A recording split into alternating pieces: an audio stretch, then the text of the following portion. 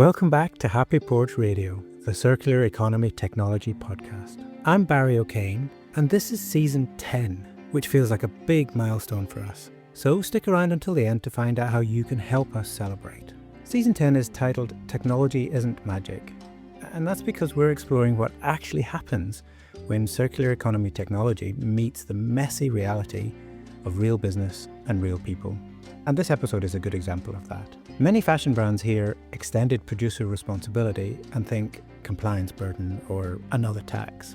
My guest today, Gerrard Fisher, co-founder of WEFT, thinks that's the wrong frame, and the EPR, designed well, could actively reward brands making better products rather than just penalising worse ones. He also has some pretty surprising data on what shoppers would actually notice on the price tag. Full disclosure, HappyPorch is part of this story.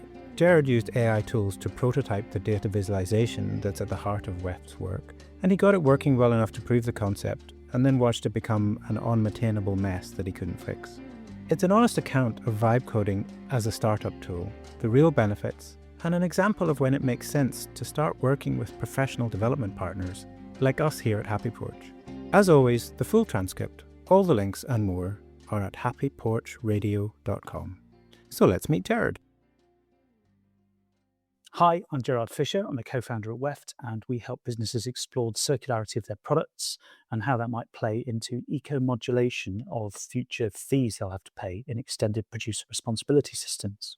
Outstanding. And welcome to HappyPorch Radio. Thanks for joining us again. Let's, first of all, just set the scene and define some of the terminology. I think some of the listeners will know. So let's start with EPR, or Extended Producer Responsibility, what that is and what the landscape is for EPR at the moment. Yeah. Okay. So it all fits under a bigger umbrella of something called product stewardship, which is trying to look after your products throughout their entire life cycle. And typically, systems don't tend to encourage that very well. Certain industries do it very well, like the chemical sector. But in a lot of retail settings, we don't have that kind of product stewardship approach. And so governments tend to use this regulation called extended producer responsibility. So it's not full product stewardship, but it's a nod in that direction. And it's trying to recover some of the future costs that are needed to deal with that product when it reaches the end of its life, or when it needs a repair intervention or reusing in a different setting. So EPR gets talked about a lot, and we're absolutely not saying it's the perfect solution, but it does help bridge some of that funding gap. And we see it's in place in lots of markets. Electrical products have it, batteries have it. There's an awful lot being talked about in packaging.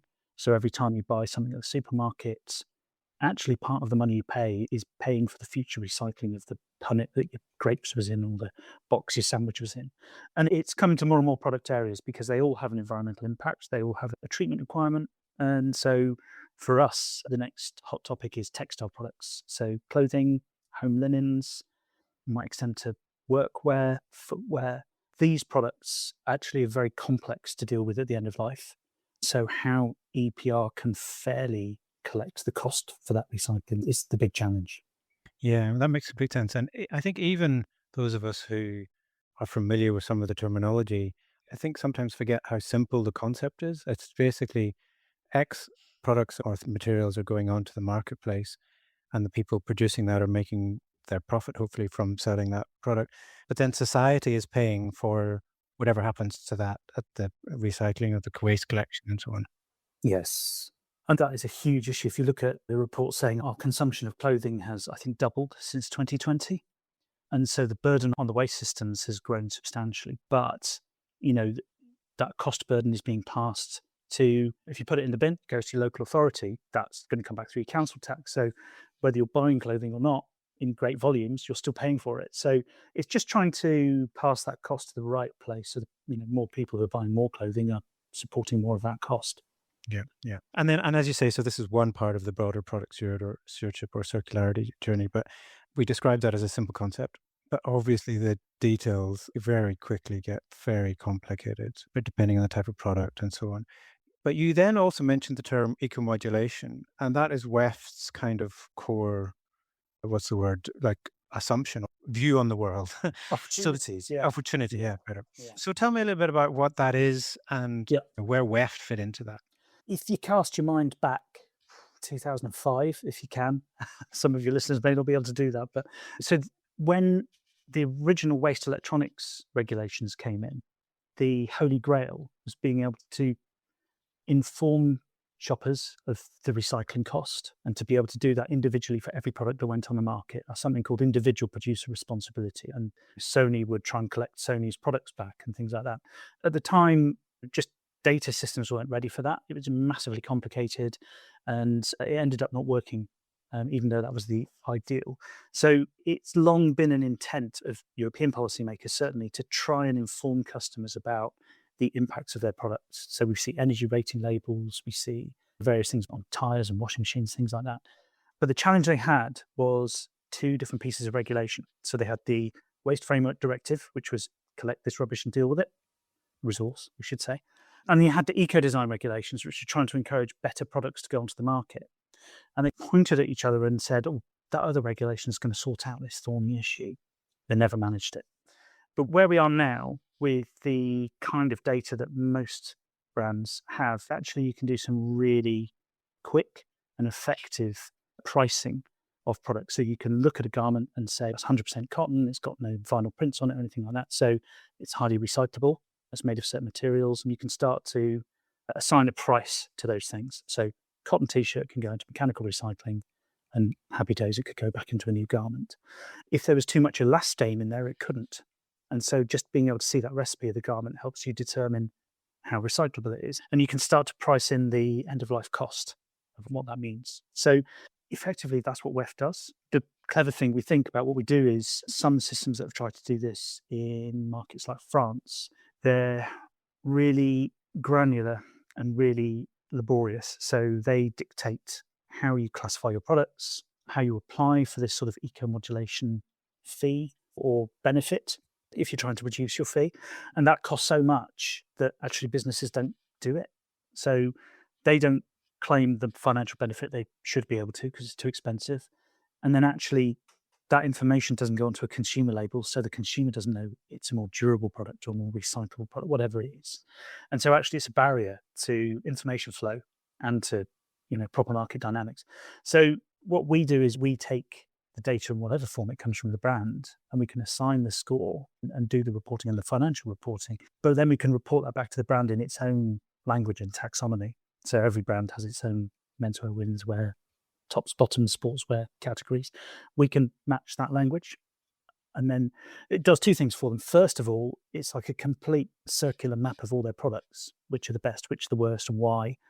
But then secondly, you can start to project that onto this sort of eco score or eco-modulated fee and show them how it's possible that their well-performing products could have a much lower charge when they go onto the market, save them money.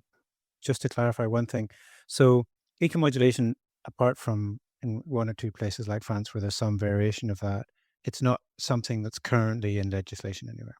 It's until now, it's been deemed too challenging simply because of the kind of data work that has been done in the past. We're taking a fresh approach. And the other thing to, I think, point out is, so we create an eco-modulation score that could be projected onto a fee. So if you're 20 cents per garment fee, you could vary that by a score.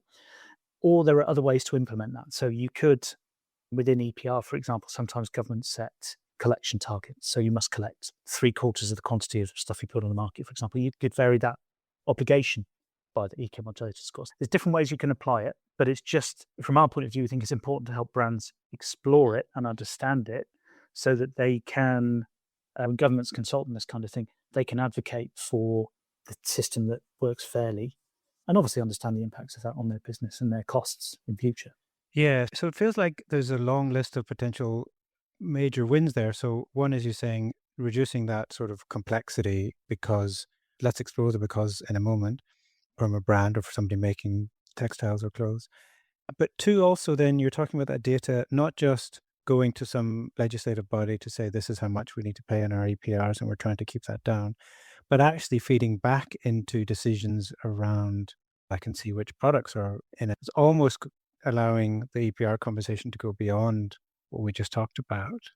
Yeah, you go to proper eco-design, and that's that eco-design regulation piece. How do I encourage my brands to go further? And it also helps them map out, for example, we can map individual eco-design elements. So whether it's recyclable, whether it's recycled content, whether it's, some people are advocates of pure natural fiber products.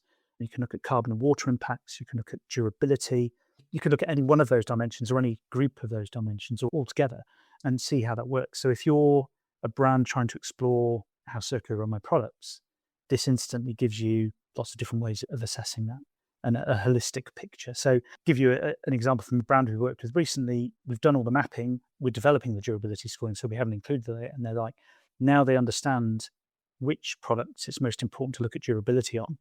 It's not necessarily the ones that everyone talks about, denim and T-shirts and things like that. But a lot of those products are already quite pure cotton and highly recyclable, so they already score quite well.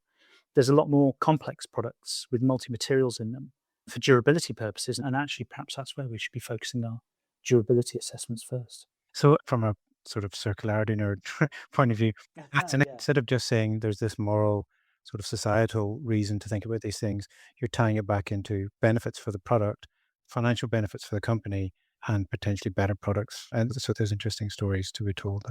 Yeah. And there's three things we talk about that are important if you're trying to set up this kind of system. One of them is trying to understand what it's going to cost. How much money do you need to build an effective system? And we've literally just seen CalRec in California select its PRO for its future Textiles EPR scheme. And they've put some pricing in there, which is really interesting to look at. If you've not looked at the application documents, recommend that. It's not a quick read, but really interesting. So how much is this system going to cost? How do you fairly allocate those costs to the producers who are putting stuff on the market? So that's where our eco-modulation comes in. And then the third part is, what can customers afford to pay? And if those three things match, then you've got a functional system. And it's really interesting. So we've done some world-leading research on what level of EPR charge customers will actually notice. And then we've played around with that figure and said, if we go above and below that, how does it change your purchase choice? And it's amazing. It's so much higher than people have been talking about as EPR charge levels. Yeah, put some numbers on that. So when you say people talking about, you see in the policy conversations and they're talking about a few pence or whatever, and then the work that you did in the research, what came out? Yeah, there's various prices in market. France, I think Eco-modulates between 2 cents and 60 cents, depending on what the product is. And there's a really broad range there. In the Netherlands, I think they've been talking about something like 20, 30 euro cents per kilo of products sold. So they charge by weight only, which actually encourages you to make a lighter product that might be less durable. And then if you look at places like Australia, they have a charge of 4 cents per garment, which can be reduced to 3 cents if you pass their criteria for eco-modulation. Now, if you look at the PRO application for California, they're talking, I think, about 13 cents per pound, which is much, much higher by weight. So that equates to American costs are less than the European cost fuel and things like that. That probably equates to around 40, 50 pence a kilo. So much, much higher. When we've done consumer research with British shoppers that buy clothing, they tell us they wouldn't even notice 50 pence being added onto the price of a garment. And that is like any garment from a couple of quid right the way up to hundreds of pounds.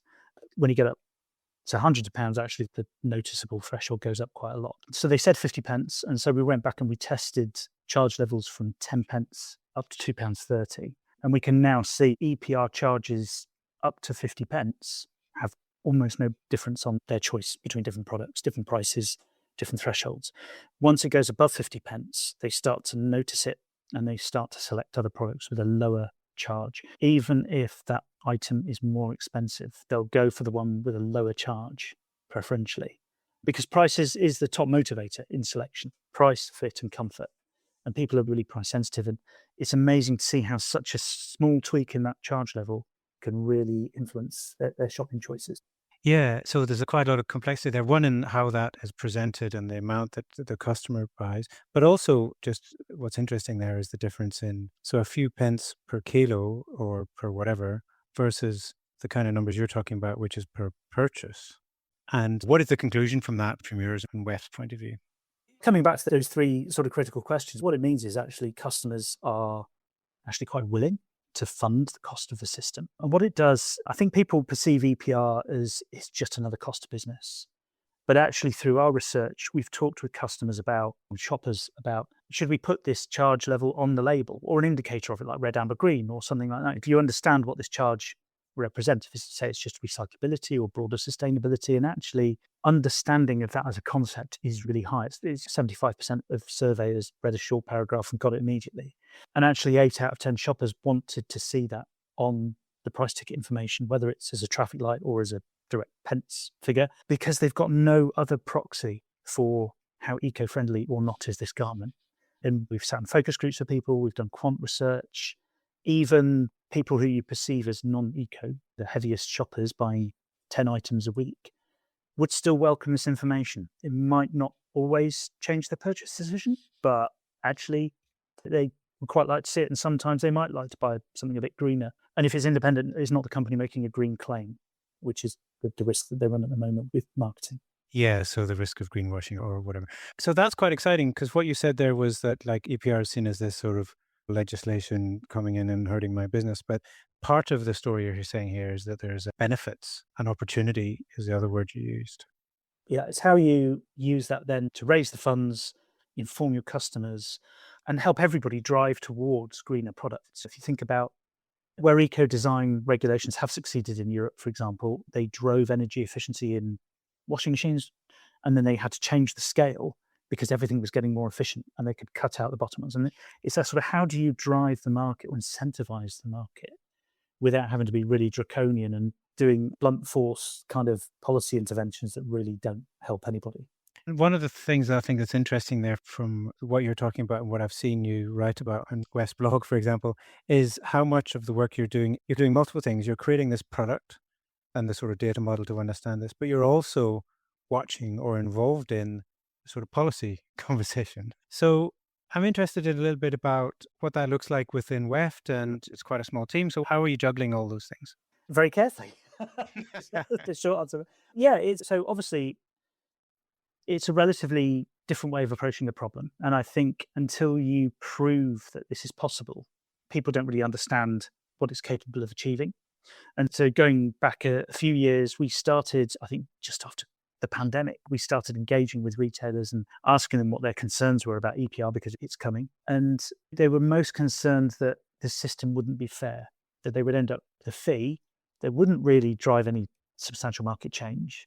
And we'd all just be effectively paying an extra tax without really getting a lot of benefit out of it. So that was the big driver behind a lot of our discussions. And so then it's a parallel journey. You've got to explain to the producers what's possible, how it can work, and what the benefits are. And you've also, in parallel, got to engage with the policymakers and say, guys, this can be done now. This is a thing we can do. And actually, another benefit of the data, if you manage it in this way and you understand the composition of everything going into your market, you can report at the national level and say, this is how much pure cotton or mixed polycotton or polyamide is coming onto the market. So if you're thinking of building a recycling plant, this is how many of them you need, or actually go and send it to the one in Sweden if that's running. Those kind of infrastructure level options suddenly become available. So it's just helping people realize what's possible with data now. And people bang on about big data and how you interpret it. But you've got to have a use for that data. And actually, the same data can serve lots of different purposes.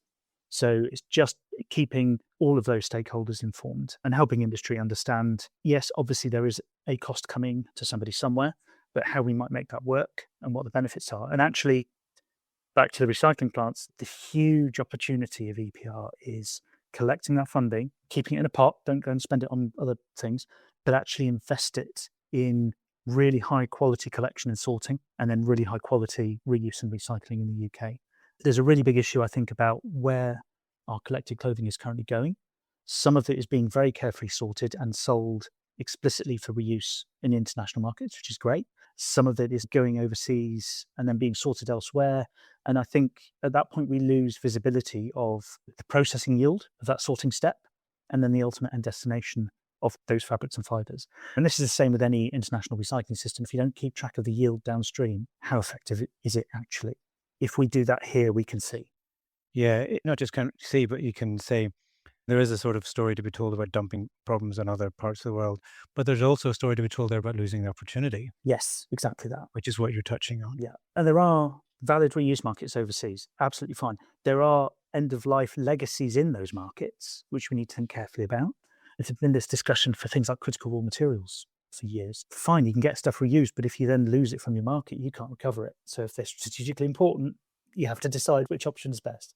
Yeah, so strategically important opportunities for jobs and like we're talking about keeping stuff and reducing. So I find all of that interesting because we started talking about how EPR is this one small part of this bigger conversation, but actually, if it's thoughtfully thought about, there's potential to bring all these other benefits. Yeah, yeah.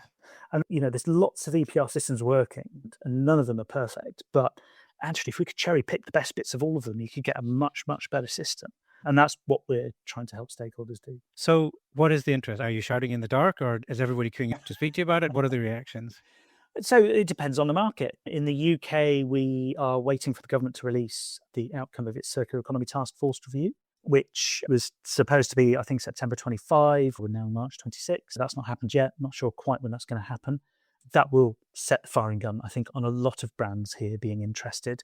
Actually, we've already been testing data with about a third of the UK market. So lots of people are interested in this. It's just their toes are not quite in the fire yet to act on it. There are a few progressive brands who are thinking more strategically about this. They know it's coming. They know they need to make provision in their balance sheet for whatever this is going to be, or how they're going to pass it on to customers if that's their choice, and also their circular product mapping. So they're getting on with that now. Suddenly, we're seeing a lot more interest. Netherlands is looking to implement eco-modulation very soon. California, it will be 2030. They've got 2 years to work out the methodology. Brands need to understand it's going potentially to be a huge cost. They need to understand how much it is, how they bring it down. Yeah, and presumably the idea of going back to what we were saying, aligning incentives so that for some of those negatives become opportunities for the brands as well. There was one thing, just you mentioned did you say forward-thinking brands? There's a line in your 2025 on the site that says many brands are focused on next week's figures rather than the strategic picture. So my question, partly you've said you've spoken to a big chunk of the market and they're at least looking at it, even if there's no action yet. But what are the sort of blockers? And I'm particularly interested, because this is a technology podcast, particularly interested in things like the data. Does that data exist? Are brands saying, I can't share? What are the reasons that the data might be a blocker? Actually, the data governance one is, although time consuming, it's actually quite straightforward, providing reassurance that things are kept confidential and not shared with anybody else, and all our systems are secure, relatively easy. The data quality can vary, but then part of exploring this is to understand how ready is your data for this. And if you're missing critical information, that might result in a future cost. So now you can start planning why it's worth getting that data point now for whichever market you sell into. So there's a bit of that. And then I think the other thing is, depending on where the brand sells a lot of its products, how pressing EPR and eco-modulation is the regulation. We've spoken to an American brand that's forecasting a potentially huge cost. So right now, the business case is really clear. In 4 years' time, we will have this huge cost. How do we understand it? How do we bring it down? How do we influence it? That's definitely got a business case. Is the UK not implementing yet is a bit of a barrier, but it will happen in time.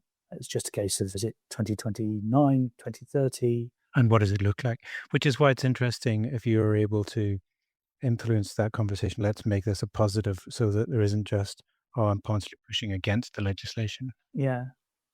I think the other risk that people need to really understand is the value of collected clothing now is much, much lower than it ever used to be, because there's so much available in the market because we've doubled our consumption. And there are many other countries trying to pass it on to these markets. And so actually what used to cover the cost of collection and sorting no longer does. And we're seeing many charity collectors, for example, withdraw banks from street corners. It's just not viable anymore. And we're actually at risk of losing our collection sorting industry. And so I can understand why people say, I'll push this back, we can deal with it later kind of thing. But actually, one day, very soon, a lot of that system's going to collapse. And then we suddenly face the cost of building a whole new thing rather than building on a solid foundation of knowledge and experience. And aligned incentives so that everybody's winning, which goes back to what we were talking about, the societal cost. So let's go into the work you've done recently and a little bit of the taste of work that we've done together. We talked about that policy and the sort of big picture work you're doing, but at the same time, you're working with the data and you're trying to demonstrate this. What does that look like in terms of maybe what a WEFT product might look like? Yeah, there's lots of different outputs we can create. But what we find at the moment is presenting some data visually really helps people understand.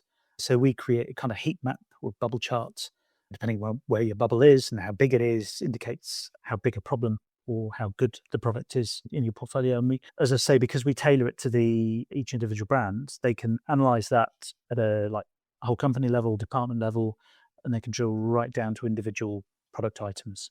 That helps them check how different groups are doing. And so, for example, if you're a brand looking to design some circular products, until now, I think we've seen brands like talk to the design teams they're friendliest with because that's what easiest. But now this helps you go, actually, you need to focus on these ones over here because these are more challenging. So it gives you intelligence like that. But the important thing is converting all of these numbers, all of this data processing, all of this scoring to something really simple. So that's how we came up with this bubble chart idea. And then the most useful thing that we find is being able to, in real time, dynamically change that diagram. So let's focus on these products. Argument set, we can do a carbon and water score. We know it's an approximation. So that might take a little while to work into eco-modulation. Let's take those out for the moment and see how your products, suddenly you see all the bubbles move. And you're like, oh, now I understand why carbon and water are really useful to have in my score. Yeah. So maybe I need to invest a bit of time in helping agree the methodology for that so I can have it in my scoring system. So it's helping explore that for people. But the journey for us has been create some data. We started with static outputs, but very early on it became apparent that being able to move these things around is what's really useful. So that's how we started developing the system that we have now. From the brand or from the data owner's point of view, you're taking their existing data and potentially, we touched on pointing at places where they could improve their data and reasons why that might be good. But you're not creating any extra work. You're talking back to them in their own language, so using their own categorizations and terms and so on, and presenting this in a nice little, I say little, in a simplified, presentable and understandable, but still useful. So that's really interesting. You have this idea. You've got, I'm going to do this bubble chart. And then, so I know this is where you and I started working together. You worked with some of the AI tools and mocked that up. And what was that like? I'm quite interested in that. Were you going, I know what I want to build. There's no limited resources. Let me try and use this AI tool. Or were you using the tool to help you think through what the visuals might look like? The layout was less of a priority for me. We already had our kind of static outputs. And this was a way of simplifying our workload. So if I wanted to compare these options. Just to clarify, static output, so you had a sort of spreadsheet version of this tool, basically. Plotting charts on sheets, yeah, basically, which you can put that into Power BI or any other sort of systems. But what we were finding is the setup and process needed to get to any of those systems was going to be very long-winded. It wasn't something that we readily understood, going to cost a lot. And so that was the reason for, is there a bit of code that could do this? What we're presenting is not rocket science. It's put this chart up and let me play with it. Yeah, it was straight into a secure AI system. And can you help me write some code to do this? And I think my experience of that is I'm not a coder. The first one to admit that. So I don't really understand what code is doing, how it works. So it's like searching a room with a torch. You're trying to find something, but you're only looking at a little bit of the problem at the time. And the risks of that are AI will take you down lots of little rabbit holes and get confused about things. Ultimately, we got to something that kind of worked. It did a reasonable enough job, but key concerns for me were I had no idea what the code was doing. It got to the point where if I tried to change anything, it stopped doing stuff properly. I mean, it's under the bonnet, it's really not put together very well. And I wasn't using a bespoke coding AI tool. That was another risk, I guess. But at the end of the day, it got to the point where it couldn't even label its coding up to explain what bits were doing what. So that's not going to work long term, is it? So we need to get this properly reviewed, checked out, and structured. And that's the point that we came to yourselves and asked you to use your expertise on that.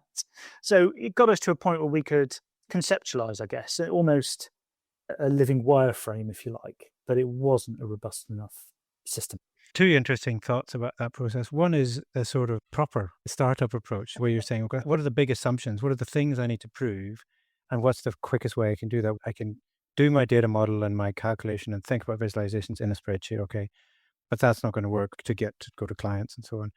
And then in the more recent times, you now have an option. And I think, and despite this being my job, I encourage people to look at these tools before coming, because I think there's genuine value, one, in visualizing that idea, and because it allows you then to either have something, even if, as you said, you're not confident yet in it being sort of production ready, but you know that it's sort of proof the pudding. I know this can be done. I know this exists. And then what you came to us with was like a really good specification. It was like, this is what I want. I just want it to be performing better and more robust. Please fix my claps out old banger. Yeah, that's the thing. I think one of the major challenges of anyone trying to develop any kind of software is, what do I want? How do I specify it? And actually, the closer you are to something that kind of looks and feels a bit like where you're going, that really just helps you nail it down. And then you're refining rather than speculating on what the design is. Finally, talk about color decisions and layouts and things like that, but actually the underlying functionality is what's really important. And then even with that early wireframe, you could start playing with that with some customers that you've got a close relationship with and seeing how they respond and okay, we need to improve the way it does this or be able to do that, that kind of functionality. That being the key thing, you're getting, to use old-fashioned startup language again, out of the room thing. You're speaking to and doing less, sitting in dark rooms worried about what to do or spending a lot of money on something, you're building where you're not learning from or whatever. That's the real power of it. And you said you're not a coder, but you are, obviously, you deal with data, you've got a technical background. It's not like what's a computer kind of level. Sure. So my question there is, I think having gone through that process once and then seeing and now having a hostable version built on what your initial vision was for this early stage, what would you change if you were to go through the process again? Oh, that's a really good question. That's a really good question. I'm not sure what I would change going back. I think it's easy to look at the outcome you've got and say, I would have done it differently to get to that outcome quicker. But actually, the exploration process itself was really useful because learning what did and didn't work, it was actually quite useful knowledge for us. I think what would have been more prudent to research some AI tools more suited to what the task I was trying to do. Then you've got to understand which is the best coder, how it works, and how it integrates with other systems. Yeah, I think that's probably the thing I would have done. So that advice would be useful on which tools are probably best to play with for this kind of development before coming to yourself with, maybe that's a launch pad for you. Go and play in here and then come back and tell us what your spec is. Because as a newbie, is it Gemini, is it Chat, is it Claude, is it bespoke coding tools? For a beginner, actually, what prompts would help build a more clearer code set so that even when you first look at it, it's really clear what the sections are doing. You might know that anyway. Those sort of the text fields that this bit of code is doing this. Because what I'd built actually was doing 2 or 3 different things in different places. You tried to fix one, you ended up breaking the other. And so I'd got myself into that coder's nightmare without knowing what code was. Very well-known problem, even if you're hand coding everything. So yeah, I think that's really interesting and it's interesting that the most valuable thing is the process, because for me, the most valuable thing in any of this sort of early stage of ideas, whatever that looks like, is whatever accelerates the process of getting real life feedback. So it almost doesn't matter how good the code is. If your idea is, I'm going to build this, show it to 5 people, and then start again. Kind of works. Yes. Yeah, exactly. And that's, I think it's going way back. We'd had a Miro board set up with kind of chunks and what things were going to be. And I was still struggling to visualize what that might actually look like. And that helps me then understand why those building blocks are still needed to drive that system. So at least now we've got to the first version of that system, we can better understand what those building blocks need to be. Yeah. And very intelligently push some of those other problems, like not problems, but those assumptions to the next stage of the process, because you've identified the priority ones and are now have a thing that you can go and work with clients on and do that experimentation. We're kind of running out of time, unfortunately, much as I enjoy. Just to bring everything together, this is where you've described where EPR is and your work and policy, and you now have this and what you're calling the sandbox product, which allows you to have these conversations. What's next? And maybe more importantly, what's beyond that? What's happening next with WEFT? Where we are at the moment, so we provide our scoring system to brands, and back to the how do you present it to them in real terms, we now convert that into a cost. So actually on our model, what we're going to start doing is playing around with, let's put in some cost values and convert these numbers into pounds and pence or euros or dollars or whatever it is. So you can see what those impacts are. Now, that's not to say that's actually going to be your cost, but it lets you see very quickly, now we're talking about 15 million, so 20 million. That order of magnitude itself is quite useful. So that's the direct output to brands. But then behind the scenes, the other thing we can start doing is back to this national level thinking and saying, well, we now think this much pure wool is coming on the market, this much pure cotton. And so, we can start talking with policyholders about national infrastructure plan. You need to be thinking about collection and sorting centres for this stuff. But then the opportunities for building PET chemical recycling facilities is this, because we could, if we can collect and sort this pure polyester, it can go into these processes. But there's a kind of a back end piece, which is less the front end development that we've been talking about, but still a useful outcome for policyholders. Yeah, fascinating, interesting. And for anybody listening, actually 2 parts to this question. One is for anybody listening, how they get in touch with you, but also who do you want to reach out to? Who do you want to speak to? How to get in touch with us, go to our website, weft.org.uk. Our contact form is on there, but there's also a lot of really useful information about the work we've done in the past, how our system works, some of this consumer research we've been talking about, and that's on there as well. And also some really interesting stuff on how SMEs can benefit from this, because they often get overlooked in a lot of this regulation. And a key driver for us has been making sure they can take part in it and they can benefit from it. which so far it looks like very much that's possible. And then in terms of who we want to hear from, really, it's any brand that either wants to understand its portfolio and the circularity of those products, or it's selling into one of these markets about to implement EPR, which is most of Europe, California, Australia, and very soon the UK. You need to get ahead of this. We've seen so many brands still struggling with the pain of the cost of packaging EPR, which has just been implemented. And it's not so much the way it was done. It's just, I think a lot of brands actually didn't really plan for that cost very well. So even if it is 2030, if that's 10 or 20 million pounds, that's got a value today. And you need to be informing your finance teams about, we need to start budgeting for this, guys. It might be in or out by $1 million or $2 million, but how are we going to cover that? So yeah, any brand that wants to try and get ahead of that curve. Awesome. And not just get ahead of it, but then change it. There's a real risk, actually, I know we're going on. There's a real risk that governments might implement something like you must have a certain amount of recycled content. And whenever we've seen relatively blunt policy changes like that happen, they cause a real market shock, and actually they interrupt with a lot of things because suddenly everybody wants recycled content, none is available, you get fraud, you get all sorts of things. It's actually, why don't you just incentivize it financially and let everybody dial it up? And then when you reach a threshold, then you can put a floor in. But until then, what is the right floor and why? Excellent. There's a whole other conversation. But thanks so much for listening. So just to reiterate, that's WEFT, WEFT.org.uk.